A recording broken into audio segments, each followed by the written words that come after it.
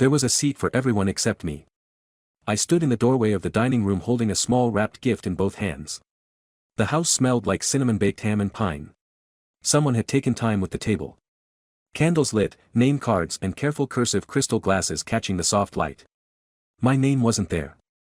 At the head of the table sat my older brother, Colin, still broad-shouldered, still wearing that smirk like it was stitched to his face. He was slicing into the honey ham like he owned the moment. Maybe he thought he did. Lana was beside him, my cousin. She wore one of my mother's old scarves, silk, pale green, the one Mom used to save for Christmas Eve services. Lana sipped from her wine glass like she belonged here, like she'd always belonged. I looked around again. Maybe I missed something, maybe a chair had been pulled away to make room for the pies. But no, the table was set full, complete, without me. I turned to my mother, Joyce. She was arranging sweet potatoes in a dish with marshmallows, avoiding my eyes when I opened my mouth to speak. She glanced at the turkey like it had just asked her a question. "I think you forgot my seat," I said, keeping my voice low. Colin didn't even pause chewing without looking up. He said it flat, clean, like it cost him nothing. "It's outside with the dogs." There was a breathless silence. Lana let out a quiet snort. One of the second cousins shifted in his chair. A fork clicked against porcelain but no one said a word, no one laughed, no one objected. I stood there, cheeks burning. I wasn't sure what stung more, that he said it or that everyone else let it stay in the air like a prayer. No one would claim I could have turned. I could have said something loud, made a scene, but instead I stepped forward, set the small box down in front of Colin's plate, then leaned in close enough that only he could hear "check under your plate" and I walked out. Didn't wait for anyone to stop me, didn't look back, just stepped into the December night and let the cold tell me I was still alive. When I was little, Christmas was my favorite day in the whole world. Back then the trees stood by the living room window, not some carefully curated photo op, but a slightly lopsided pine with mismatched ornaments we'd collected over the years. Colin and I would argue over whose turn it was to hang the glass reindeer, the one with the cracked antler. Dad would break up the fight by holding it himself and declaring this one's for peace, and peace doesn't pick sides. That was our dad, Russell Blake. He smelled like engine oil and cedar chips and always had a grease stain on his shirt, even at Christmas. But when he smiled, the whole room felt steady. He'd ruffle my hair and say, "You've got grit, kid, you're gonna outlast all of us." I didn't know what he meant then. I thought he was just being funny. Now I think maybe he saw something. Even I hadn't. Colin used to be different too. He and I once built a snow fort so high we couldn't see over it. I slipped on the ice trying to climb it and busted my lip and he cried harder than I did, brought me inside, yelling for Mom, wrapped me in a blanket and said, "You're not allowed to die ever." That version of him, the one who gave me the last piece of fudge and let me sit shotgun when we went to get firewood. I don't know where he went, I don't know when he left. And Mom, she used to sing while cooking. Her voice was soft, barely in tune, but I remember the way she'd hum Silent Night while peeling potatoes. Sometimes she'd twirl in her slippers apron flaring just a bit when she thought no one was looking. I looked.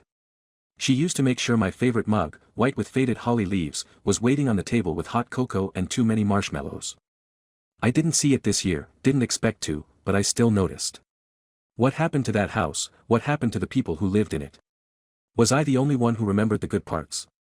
Because somewhere along the way the laughter turned sharp, the warmth cooled and Colin started speaking for the family like it was his to interpret. My voice got smaller, my name showed up less until one day it stopped showing up at all.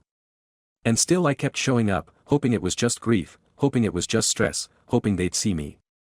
But hope can go blind if you feed it long enough, and I think mine did. It didn't happen all at once. There wasn't a fight or a slammed door or some dramatic falling out. No one yelled at me to leave, no one said "You're not family anymore." They just stopped including me. At first it was subtle. I'd call to check in on Dad. This was back when his memory started slipping, when he'd forget the names of tools or call me, that girl on the phone, and Colin would answer upbeat, as ever. "Dad's resting right now. I'll let him know. You called a few days later." I'd try again. "He's in a fog today, not the best time." Eventually, I stopped hearing Dad's voice altogether. Just updates filtered through Colin, always wrapped in concern, always protecting someone. Mom started deferring too. I'd ask how she was holding up and she'd say things like, "Colin's been such a help. He really knows how to handle things. It's just easier when things go through him." At first I didn't push. I told myself they were tired, that maybe I was being sensitive. I was living in Austin, then working long hours at a marketing firm. I sent money home every month, paid part of the roof repair without being asked, booked flights back for every major holiday. Still, I started noticing things. One Christmas my old stocking was missing from the fireplace mantel. I found it later stuffed in the back of the hallway closet. The framed photo of me and Dad, taken on the day he gave me his old toolbox, vanished from the wall. In its place was a new photo, Colin and Lana at the garden center holding a flat of mums, like they'd just saved the family homestead. I told myself it didn't mean anything. Then one Sunday I logged on to social media and saw pictures from what they called an impromptu family dinner, all of them around the same table. I used to help set laughing toes, touching under the chairs I once sanded down with Dad. No one had called me, no one had even thought to mention it. When I asked Mom about it she said it was last minute. You live so far. We figured you wouldn't want the hassle. She didn't hear the way her words landed, or maybe she did and chose to let them land anyway. From then on, the pattern was clear. Decisions were made without me about Dad's treatment, about the house, about finances. Colin explained everything after the fact, always with a tone that made it sound like he was doing me a favor, didn't want to bother you while you're busy. It's just easier this way, easier for whom? I wasn't angry, not yet, just confused, off balance, like someone had slowly been turning the volume down on my voice until I couldn't hear it myself. They never told me to go, they just stopped saving me a seat. The first time I realized Lana had moved in, she answered the phone from my mother's kitchen. I could hear the ceramic clink of the spoon against Mom's favorite mug, the one with the cardinals on it. Lana laughed at something in the background, Colin probably, and said, "Hold on, your mom's elbow deep in pedo, your mom." That word sat heavy in my chest for days. I asked Joyce about it a week later, careful not to sound accusatory, "Is Lana staying with you now, just helping out?" "She's been a godsend. You know how things have been a godsend." This was the same Lana who, 3 years earlier, had borrowed Mom's sapphire earrings and claimed she thought they were hers, who lied about a missing checkbook at Thanksgiving, who once cried on the porch and said, "I don't know why everyone thinks I'm the bad one." And now here she was, setting the table I used to set, wearing the scarves Mom used to wrap around her shoulders on snowy mornings, leaving handwritten notes on the fridge. Chickens in the oven took Mom to PT. At first I told myself it was practical. They needed someone around and I hadn't been, not physically anyway. But slowly Lana stopped being a helper and became the one who knows where everything is. When I called to ask how Dad's doctor visit went, Lana was the one who answered. When I sent flowers for Mom's birthday, Lana texted me a thank you with a photo of Mom holding the bouquet standing beside her. The caption read, "She loved them, great day." I wasn't in the picture. I wasn't in any picture anymore. I started asking questions. Colin's answers were vague. "She's just around to help with errands. It's not like she's taking over," but when I visited for Dad's memorial, Lana greeted guests at the door. She wore a black dress, simple and neat, the same one I'd worn to my uncle's funeral years ago. I recognized the hemline, the way it fell just above the knee. I had left it in the closet upstairs. It wasn't hers. She stood by the coffee table pouring cider, telling stories about Dad like she'd known him better than I had. People nodded, they smiled, they believed her, and I just stood there, coat still on hands, cold, watching my place disappear piece by piece. Later that evening I tried to bring it up to Mom. I didn't want to accuse, I just needed to know where I stood. "She's just trying to help. Marin, you've always been too sensitive about things." That's when I realized it. It wasn't that they forgot me, it was that they'd found someone easier to replace me with. 2 months before Christmas I drove up to the house without calling ahead. I wasn't planning to go inside. I thought maybe I'd just sit in the driveway, look at the old porch swing and remind myself of who I used to be when this place still felt like mine. But when I pulled up, the driveway was empty. No sign of Colin's truck. No Lana in the window, no motion in the kitchen. I stepped out anyway. My key still worked. The house was quieter than I remembered, no music, no TV, just the hum of the heater and the faint creak of floorboards that still spoke when no one else would. I found myself drifting toward Dad's study. It was the only room no one had rearranged. Everything else in the house felt slightly off, like it had been staged to look familiar, but something was missing behind the eyes. But the study, his study, was untouched. The old recliner still sagged in the middle. His toolbox sat beneath the bookshelf, paint chipped and rusted. A clock ticked softly by the window, the one with the dusty face and brass hands that always ran 10 minutes slow. And then I saw it, the cabinet in the corner, dark wood, brass handle. I'd seen him open it a dozen times growing up, but I never paid attention to what went inside. I knelt down and pulled it stuck at first, then gave way inside a small metal safe. My breath caught. I remembered something suddenly. A long time ago, maybe high school, he tucked a tiny key inside his favorite book, said it was for just in case. I reached up, scanned the shelves, Travels with Charlie by Steinbeck, worn spine, cracked leather.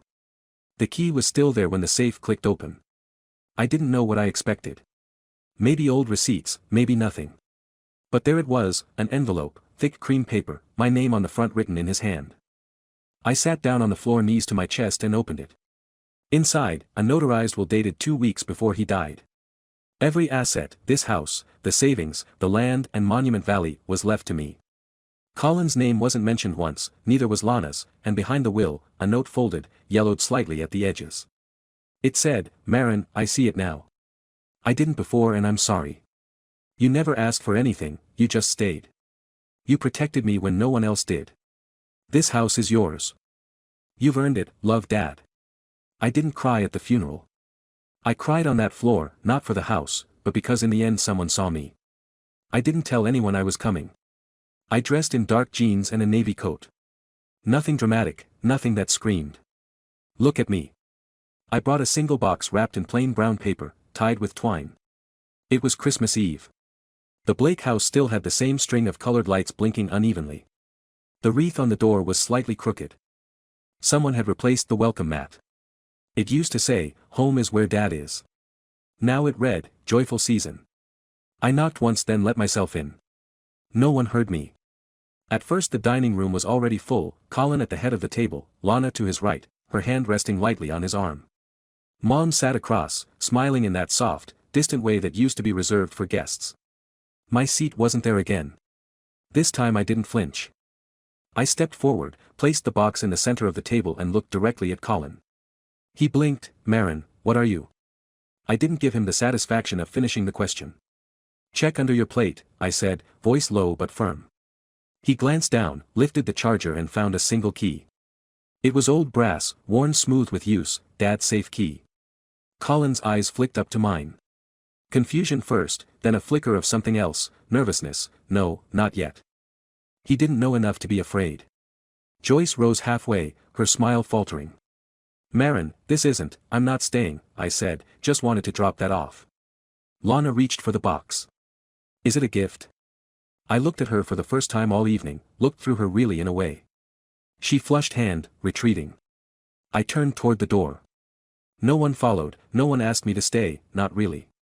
Colin was already lifting the box's lid. Joyce said, "Wait, what is this?" I was halfway down the front steps when I heard chairs scrape, voices rise. I didn't stop. The night was sharp air, cold against my throat. I walked back to my car, sat for a moment in the driver's seat, let the silence settle, because what they found in that box wasn't wrapped in malice. It was wrapped in truth, the copy of Dad's will, the letter, a small photograph, me and him shoulder to shoulder, from the summer I helped him rebuild the fence. Nothing dramatic, just enough. Let them read it in their own voices, in their own time.